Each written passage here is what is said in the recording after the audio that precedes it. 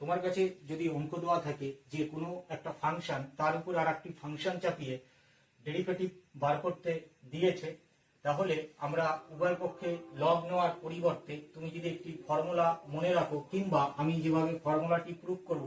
তুমি যদি সেটি মনে রাখো, তাহলে তোমার পরীক্ষার হলে অনেক টাইম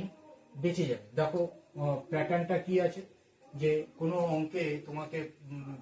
ডেরিভেটিভ বার করতে দিয়েছে, যে ফাংশন বলছে y is equal to fx power gx, then dy by dx is equal to fx power gx, gx উপরের ফাংশন বাই নিচের ফাংশন ইনটু এই নিচের ফাংশনের ডেরিভেটিভ প্লাস উপরেরটার পাওয়ারের ডেরিভেটিভ log of fx। তাহলে এটি যদি তুমি মনে রাখো,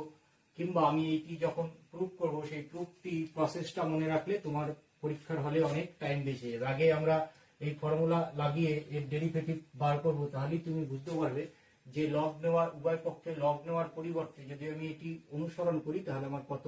সহজে হয়ে যায়। তাহলে কি বলছে, dy by dx sin x power cos x, dy by dx বার করতে দিয়েছে, তাহলে আমার dy by dx কি হবে, এট ফার্স্ট প্রথমে যেটা লেখা আছে হুবাহু সেটি লিখে দেব, sin x পাওয়ার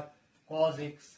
ওকে, তারপরে কি বলেছি, উপরের ফাংশন এই cos x টা উপরে যেটা লেখা আছে উপরে লিখে দিলে, নিচে এটা যেটা আছে এটাকে এখানে লিখলাম, দিয়ে এর ডেরিভেটিভ অর্থাৎ sin এর ডেরিভেটিভ কত হয় cos x, তারপরে cos এর ডেরিভেটিভ হয় তোমার minus sin x log into নিচের function log into sin x। তোমার মনে রাখতে পারলে এই এক লাইনেই অঙ্কটি আমার হয়ে যাচ্ছে। তাহলে বেশ, এবার দেখো আমি যেটা বলছিলাম যে এই অঙ্কটির ফর্মুলাটি কি করে প্রুফ করব, তুমি যদি ফর্মুলাটি মনে না রাখতে নাও পারো, তাহলে আমি ফর্মুলাটি যেভাবে করে যাচ্ছি তুমি জাস্ট অঙ্কটাকেও সেইভাবে করে যাবে, তোমার অঙ্ক 2-3 লাইনের ভিতরে হয়ে যাবে। কি দিয়েছে অঙ্ক, বলছে যে y is equal to some function fx power gx, তাহলে আমাদের dy dx এটি প্রুফ করতে হবে। তাহলে এটি লগ নেওয়ার পরিবর্তে আমরা লগের একটি প্রপার্টি আছে, ধর্ম আছে, সেটিকে আমরা ইউজ করব। কি বলছে, y is equal to fx power gx, তাহলে fx পাওয়ার কি দিয়েছে gx, এটাকে আমি লিখতে পারি লগের প্রপার্টি থেকে, এটাকে লেখা যায় যে gx natural log of fx,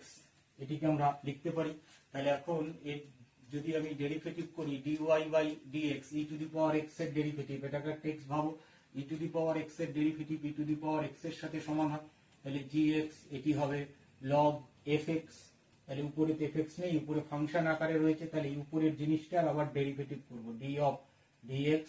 উপরে কি লেখা আছে gx log